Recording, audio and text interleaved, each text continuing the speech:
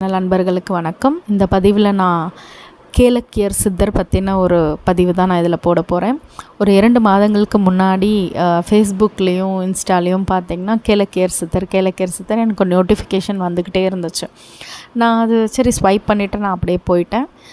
எனக்கு எப்போவுமே சித்தர்கள் மேலே சித்தர்கள் வழிபாடு ஒரு விதமான ஈர்ப்பு கொடுத்துக்கிட்டே இருக்கும்.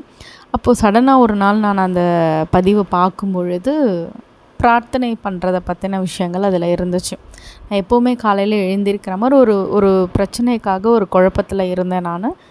சரி, அன்றைக்கி காலையில் நான் எழுந்திருக்கும்போது கரெக்டாக ஒரு 4:40 மணி இருக்கும். 4:40க்கு எழுந்துட்டு அப்படியே உட்காந்து இவர் ஓடிக்கிட்டே இருக்கார். இந்த கேலக்கியர் சித்தரோட அந்த மந்திரம் ஓடிக்கிட்டே இருக்கு எனக்கு.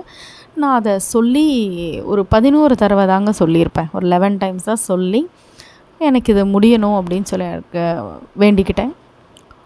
ஒரு 2 நாளில் அந்த பிரச்சனைக்கான முடிவு எனக்கு வந்துருச்சுங்க. அதுக்கு நன்றி சொல்கிற விதமாக தான் நான் இந்த பதிவு போடுறேன். உண்மையிலே சித்தர்கள் எப்போவுமே நம்மளை சுற்றி வாழ்ந்துட்டு தான் இருக்காங்க. நம்மளோட ஃப்ரீக்குவென்சியும் அவங்களோட ஃப்ரீக்குவென்சி மேட்ச் ஆகும் பொழுது பல அதிசயங்கள் நடக்கிறத நம்மளால் பார்க்க முடியும். நன்றி. இதனுடைய நீங்கள் கேலக்கியர் சித்தர் அப்படின்னு நீங்கள் டைப் பண்ணிங்கனாலே நிறைய விஷயங்கள் உங்களுக்கு தெரிய வரும்.